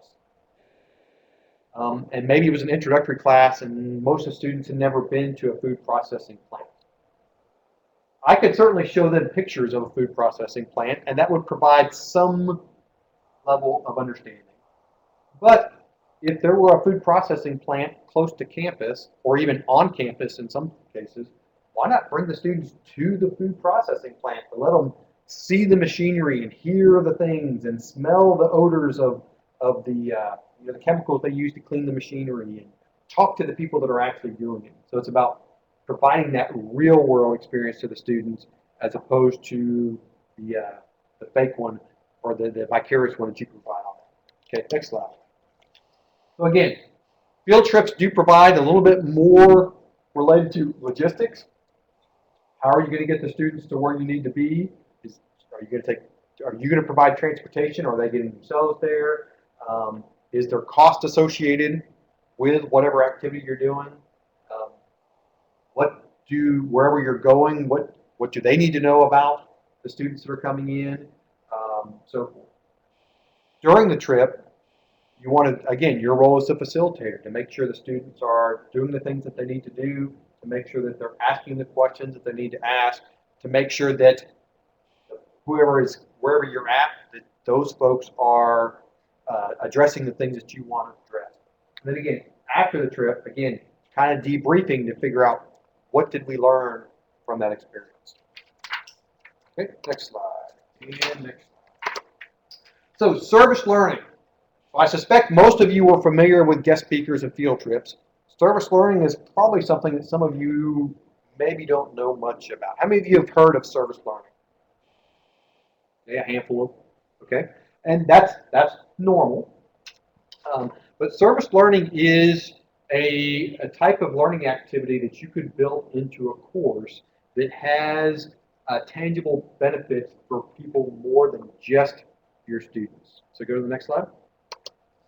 So it's a form of experiential education in which students engage in activities that address human and community needs together with structured opportunities to promote student learning. And so it's an opportunity to go out into a community and do something that the community benefits from, but that also your students benefit from it, from being able to apply some of the things that you've taught them in class. An example, we actually had a lady from ag engineering at LSU came a couple of years ago to talk to our teaching symposium. And so she teaches in ag engineering. She teaches basic engineering design. And she said, I need a way to get my students some real world practical experience on these design principles. You know, it's one thing to just have them draw some things out and we can, you know, create some little models and play with the little models. She said, but I want to get my students some real practical design experience. She goes, and what if I can do this in a way that benefits the community? And so for the last 8 or 10 years, her introductory engineering class has been designing and building playgrounds in the greater Baton Rouge area. And so the students are really getting that tangible. They're designing, they're interacting with the people to see what the needs are. They're creating designs. They're doing some preliminary testing on the designs. Then they're going out into the community and actually building the playgrounds. So the students are getting a great learning experience from that.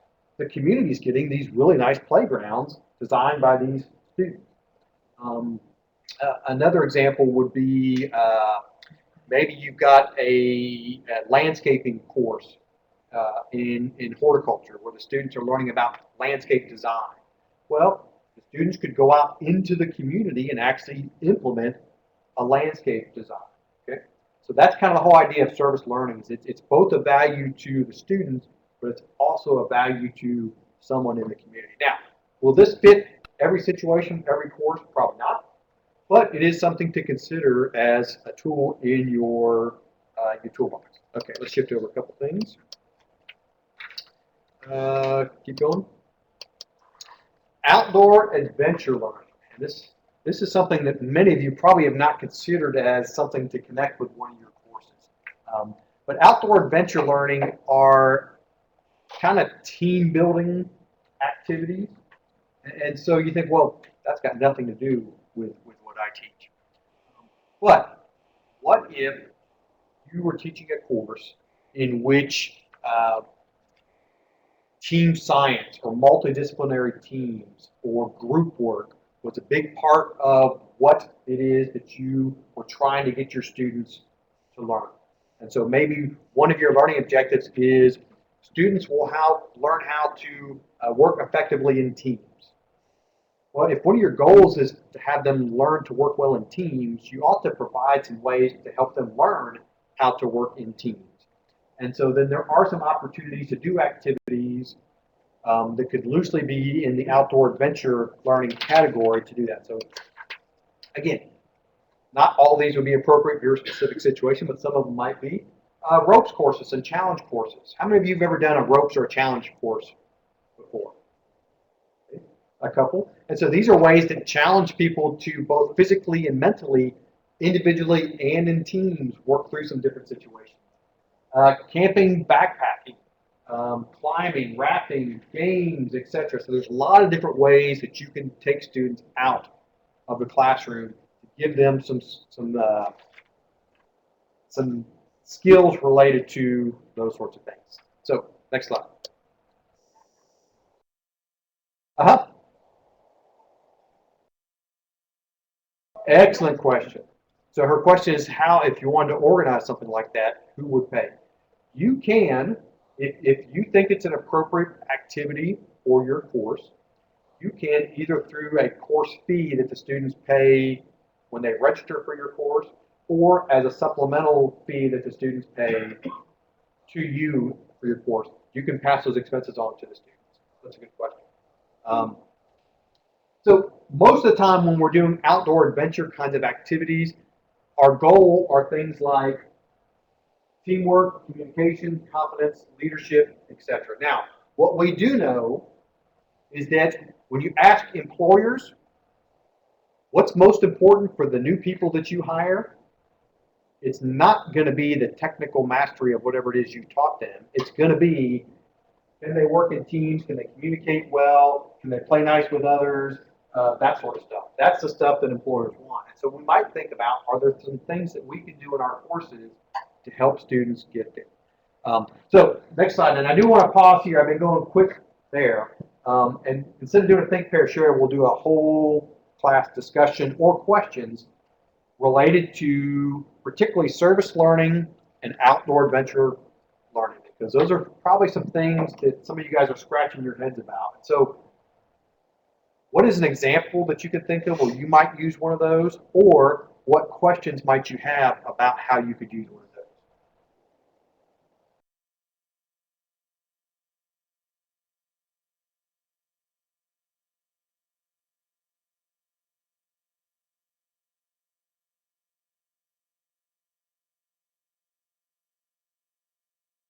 No question?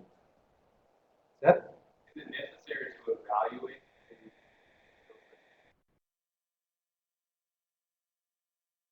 Okay, so Seth's question is it necessary to evaluate that? And I would say probably at some level, yes. I mean, if you think it's an activity that's important enough to include into your program, into your course, it probably is appropriate to assess them at some level. Now, what you might want to assess, if you were to go do a team building activity, maybe you're not evaluating what actually happened at that activity, but later on in a group project, teamwork is one of the things that you're evaluating in that particular project. Service learning, probably, one of a common thing that you can do is to have the students write up kind of a reflection of what they learned from those activities, and that might be one of the things that could be assessed.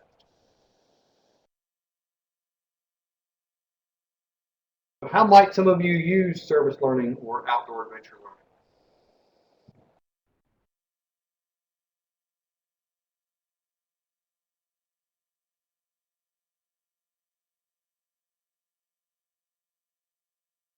See the wheels turning.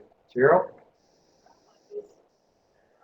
For example, say you want to class and you want to have the students go to the next.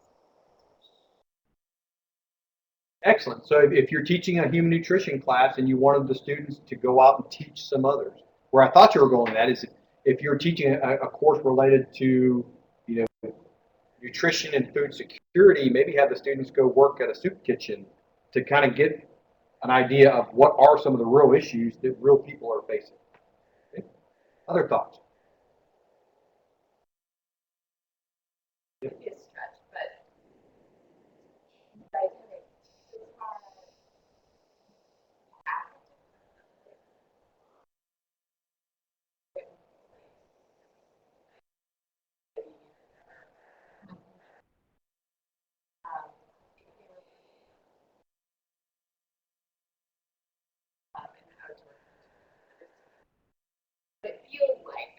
you in uncharted territory, and so that they might be able to tap into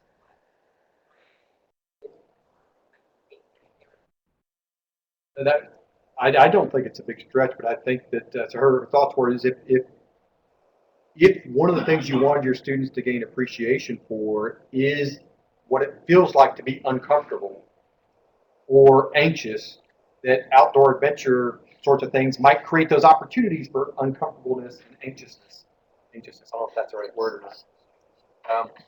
But yeah, so you could do that. Now I think that, again, looking at you guys, I can tell you guys are kind of scratching your heads a little bit about this issue.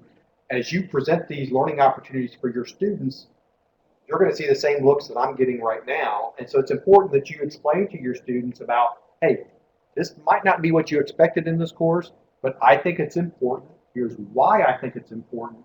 Here's what I hope that you learn from that. And if you've done that, then you're setting it up for a little bit better success.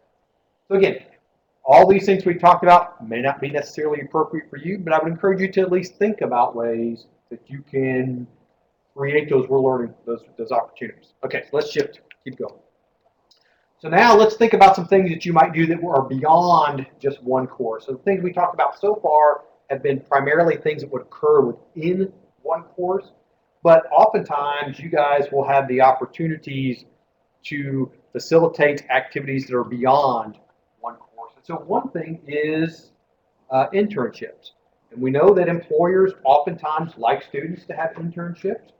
We know that in some degree programs, internships are a required piece of that. And so internships can be a very, very powerful way of learning.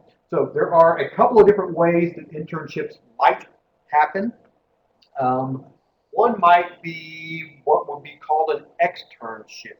And an externship is a very short experience. And so maybe, and this one could actually be embedded into a course, and so maybe in your course, you require the students to go out and shadow somebody for a week.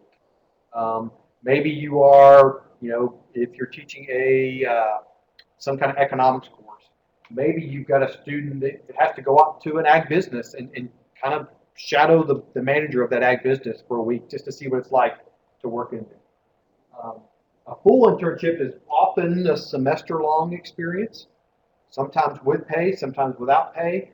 Many students will seek out internships for summertime. It appears a lot of companies like to hire summer interns, and so there's actually a whole big career fair kind of things that set themselves up for internships.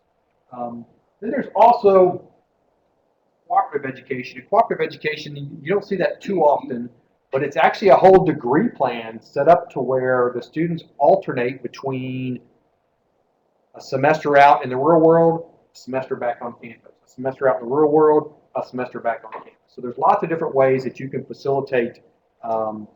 Let's go on to the next one. Next one. One of the things that gets to be challenging is particularly if an internship is going to be offered for credit, in other words, the students are going to get academic credit for that internship, there needs to be some kind of an assessment plan put in place. And much like when we develop the assessment plans for our courses, we need to put some forethought into how might we assess the student performance in the internship. Some common ways are portfolios that the students would create, journals that the students would keep throughout the internship. Perhaps it's on-site observations, so you or someone else would go visit the student at the internship to evaluate what they're doing. Or it might be a report or reports from the person at the internship site providing feedback to them. In practice, it's probably going to be multiple of those. Okay, next slide. Study abroad. And so I'm a little bit biased about study abroad. I think all students ought to do a study abroad. But study abroad are opportunities for students to go to someplace different and learn about something different. In the students I work with, and my observations would be it's fairly common for many, particularly our undergraduate students, is they tend to be pretty bright kids, but they tend to be pretty naive about anything other than their hometown or their little community. And so I think sometimes a university education ought to broaden someone's perspectives and let them think about things in a different way. And so traveling to a different country to learn about the people in that country, but also learn about what are the issues related to that. So, and study broads can be long-term, short-term. They're the shorter term, 2 week study course kind of ones are becoming more common, related to some of these barriers. And that often students will indicate barriers why they can't do a study abroad. And the semester-long abroad programs are typically more challenging for students because they can't or won't be away from home that long, but they can certainly overcome that.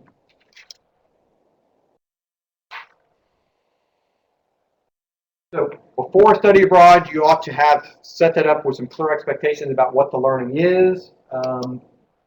During the experience, you ought to have opportunities for the students to reflect on that experience and to capture meaning out of it. We often know that when we are in a place that's very different than what we're used to, it can be kind of overwhelming. And so helping students process that is very important. And then after an experience, to kind of draw those connections back and to capture meaning over what all that means. Okay, so I am giving you a call to action to think about as you move forward with your career as an educator. What are some ways that you might integrate real world experiences for your students into your teaching? And it can be starting with the small things and then working to the big things, or maybe you just jump off into the deep end and you go forth and try to do big things right at the very beginning. But whatever you do, I think it's important that you provide some opportunities for your students to get interaction with. So as we wrap up, and again, we've given you a lot of things to think about. And so I'm going to give you a couple of minutes to kind of reflect on that. So just on a scratch piece of paper somewhere, think about both what we talked about related to assessing learning, and then also what we talked about relating to real world experiences. On a piece of paper, jot down a couple of things that really stood out in your mind for things that you want to take away from our discussion today.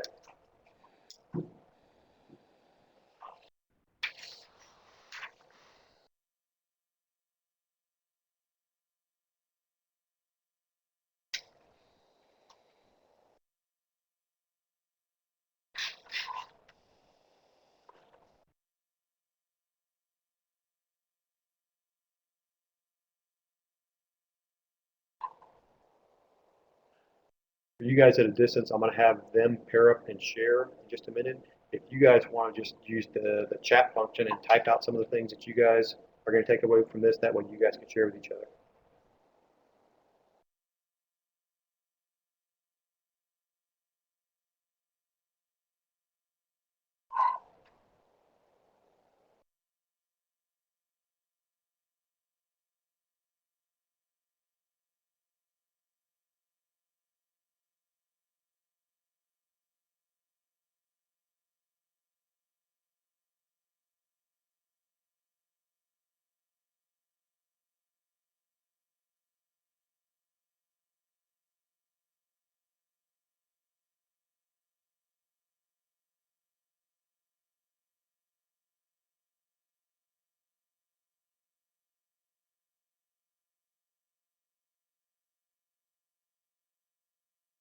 Right, about another minute to wrap up your writing, and then pair up when you're ready. Pair up with someone next to you and kind of talk about the things that you're going to take away.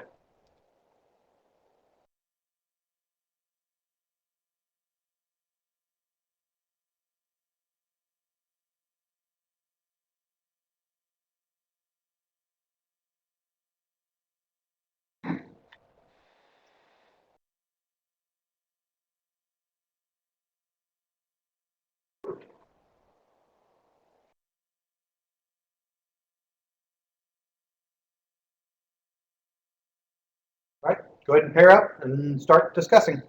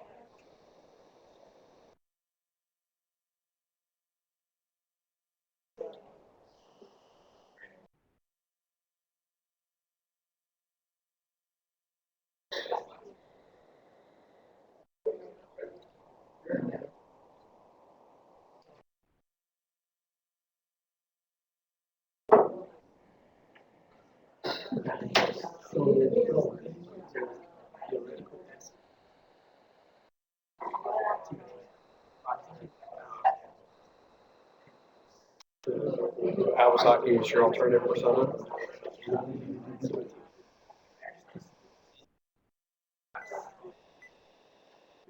You also can help students to understand the ethical situation of this as coming. That's why.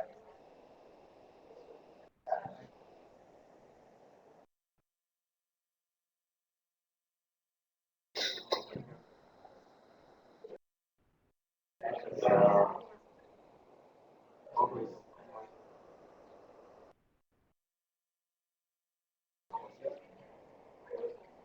That's all.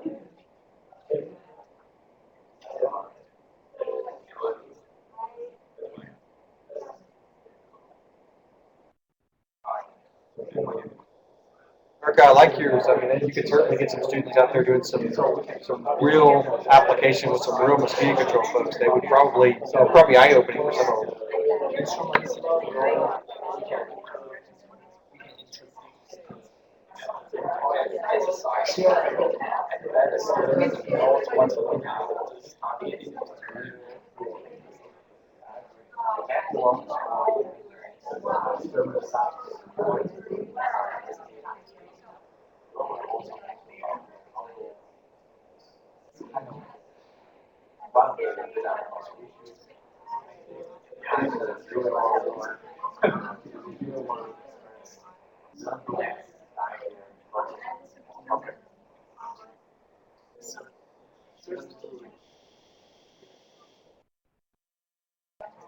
Teachers teachers